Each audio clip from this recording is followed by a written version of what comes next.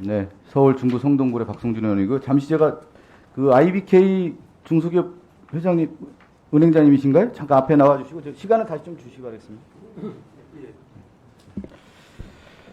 다시 질의를 시작하겠습니다. 금융위원장님, 제가 앞서 처음에 국가위기 정부 실패 위기가 뭐냐, 왜 원인이냐 이런 얘기를 했잖아요. 그들만의 리그전을 펼쳐서 그러는 거예요. 처음에는 그들만의 리그전이 원래 공무원은 공적 추구를 하는 자리인데 사익을 추구하다가 다시 공익을 추구하고 그들의 관계가 거래 관계가 형성되기 때문에 정부 실패가 이루어지는 겁니다. 그 문제를 지적을 하는 거예요. 위원장님, 고문료의 문제가 거기에 있는 거예요. 지금 그 위원장님께서는 과거에 고문료 문제로 낙마했던 분들을 몰랐다고 하는데 몰랐다고 하면 그것도 문제인 겁니다. 시대에 따라서 이 고문료가 실질적인 거래 관계가 형성됐고 그렇기 때문에 공직을 수행할 수 없다고 해서 낙마했던 겁니다. 그 문제를 뼈저리게 이직하셔야죠. 금융위원장 되실 정도 되셨으면. 그렇지 않습니까? 예. 그리고 이거는 제가 참 자녀 문제이기 때문에 지적을 해야 되나 말아야 되나 고민을 했는데 그렇지만 공적 수행을 하는 분이기 때문에 지적을 안 할 수가 없어요. 금융위원회 사무처장으로 근무하던 시절에 IBK 기업은행에 따님이 입사를 했습니다. 몇 년 전에 은행들 채용비리 사건 기억하십니까? 예, 기억하고 그러면 금융위원회 사무처장 당시에 저희가 자료 제출을 요청을 했거든요. 어떻게 자녀분이 채용과 관련된 문제인지, 면접 점수는 뭔지, 순위는 어떻게 되는지, 이 부분에 대해서 블라인드 채용을 했는지, 가족이 공개된 채용을 했는지, 이 부분을 자료 제출해달라고 하는데 자료 제출 안 하셨죠? 이거는 너무 이렇게 해서 뭐 조금 자녀의 문제가 아니라 공직 수행에 있어서의 가장 철저한 기준이 되기 때문에 자료 제출을 해달라고 하는 거예요. 그래서 인사청문회가 중요한 거예요. 인사청문회의 가장 기본은 뭐냐면 국민이 대표가 이 공직 수행하는 사람들이 철저하게 수행할 수 있느냐에 대한 검증에 잣대를 들이대는 겁니다. 그 부분에 대한 자료 제출을 해줘야 되는 거죠. 은행장님, 네. 기업은행 채용에 있어서요. 블라인드 채용합니까? 어떻게 채용합니까? 확인해 보니 블라인드 채용은 2017년부터 시작됐습니다. 2017, 그 이전에 채용된 겁니까, 그러면? 따님은요? 예, 2010년 초라고 그러면 있습니다. 그 당시에 채용 기준 자료, 면접 점수, 순위 이런 것들 발표할 수 있습니까? 그 부분이 저희가 아마 직원이 설명드린 것 같은데 개인정보와 관련된 사안이 있어서 동의가 수반되지 개인 정보라고 하니까 제가 할 말이 없는데요. 이것도 매우 중요한 기준이라는 겁니다. 금융위원회 사무처장 당시에 은행에 취업을 했다고 하면 그것이 명확한 기준이 있었는지를 알 수 있어야 되는 것이죠. 그 부분을 좀 지적하는 겁니다. 들어가셔도 되겠습니다. 금융감독원장님께 좀 질문을 좀 드릴게요. 금융감독원의 직원이 몇 명입니까? 2,000명 좀 넘습니다. 2,000명이 넘고요. 그러면 감독원장 전에 북부지검 형사 2부장을 하셨죠? 예, 맞습니다. 직원이 몇 명이었습니까? 밑에 수하가? 30명 조금 안 됐었습니다. 그 30명을 관리하던 분이 2,000명을 관리할 수 있는 리더십을 확보합니까? 어떻습니까? 그냥 본인이 생각할 때.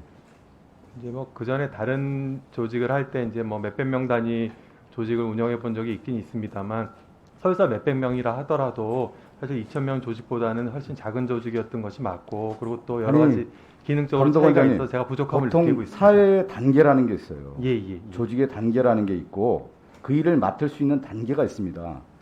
검사 시절에 30명 밑에 있다고 하는데 금융감독원은 어마어마한 조직이에요. 2,000명을 하려합니다. 그 정도 리더십을 검증했느냐가 저는 상당히 의문스럽다라는 말씀 좀 드리겠고요. 감독과 감독 기능과 수사 검사 기능은 어떤 차이가 있습니까?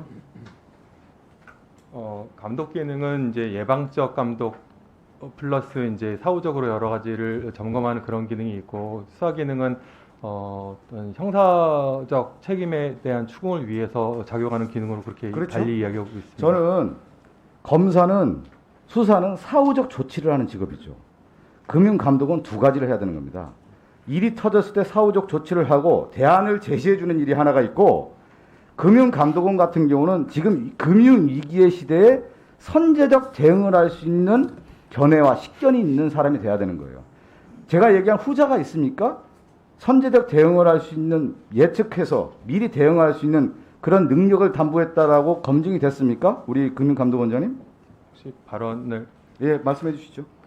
어쨌든 제가 여러 가지 부족함이 많다는 지적에 대해서는 잘 겸허히 받아들이고 다만 이제 제가 이제 지난주가 다음 주가 되면 한 2달 정도 되는데 이제 부임한 지 사실은 그 2달이 짧다면 짧지만 여러 가지 경제 여건의 변화라든가 대응이 필요한 시기였던 것도 사실 맞습니다. 근데 어쨌든 간에 그 2달 사이에 부족함은 있었습니다만 필요한 기능이라든가 역할을 계속 수행하려고 노력은 했고 네. 그런 점을 좀 잘 살펴봐 주셨으면 좋겠습니다. 전 세계 금융 위기입니다. 선제적 대응 방안에 대한 것도 고민해 주시기 바라겠습니다. 예, 알겠습니다. 사후 조치만 해서는 안 돼요. 사후 조치도 매우 중요한 문제를 하나 지적하겠습니다. 금융감독원은 금융 주가 조작 사건에 대해서 조사를 합니까, 안 합니까? 시장 교란 행위에 대한 조사 기능이 있습니다. 조사 기능이 있죠. 지난 대선부터 지금까지 가장 큰 이슈가 뭡니까? 도이치모터스 주가 조작 사건 아니에요? 예. 우리나라 자본주의 사회에서 가장 폐악이 있는 피해를 끼치는 게 뭡니까? 주가 조작 아닙니까? 그러면 조작, 지금 검사도 하셨고 금융감독의 중요한 중에 사후적 조치 아니겠어요? 그럼 이 주가 조작 사건에 대해서 금융감독원장으로서 철저하게 조사할 용의가 있습니까? 어떤 시장 교란 행위는 네. 저도 관심이 많고 어떤 제 역할을 할 수 있는 부분이라고 생각해서 지금도 부임한 이후에 여러 가지로 뭐 아니, 물밑에서 노력을 제가 하고 있습니다. 질문의 핵심으로 들어가십시오. 예. 금융 조작 사건 중에 도이치모터스 주가 조작 사건은 그 주가 조작 회사의 회장도 구속됐지 않았습니까? 지금 풀려났나요? 구속도 되고 그 관련자들 상당히 많은 사건이었고 국민의 관심사고 최대 이슈 사건이었고 그러면 저는 금융감독원장님이 전임 검사였고 이런 일을 해왔던 분 아닙니까? 그러면 금융감독원장으로서 명명백백하게 도이치모터스 주가 조작 사건에 대해서 조사하고 수사를 해서 밝혀주는 게 금융감독원장으로서 사후 조치에서 가장 중요한 일이다. 저는 이렇게 보고 있는데요. 어떤 입장이신가요?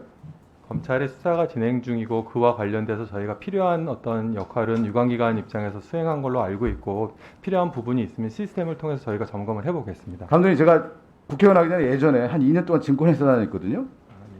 다 압니다. 금융감독원이면 그 정도 다 알 수 있습니다. 금융감독원장으로서 그 역할을 일을 수고하셨습니다. 다음은 존경하는 박재호 의원님 질의해 주시기 바랍니다.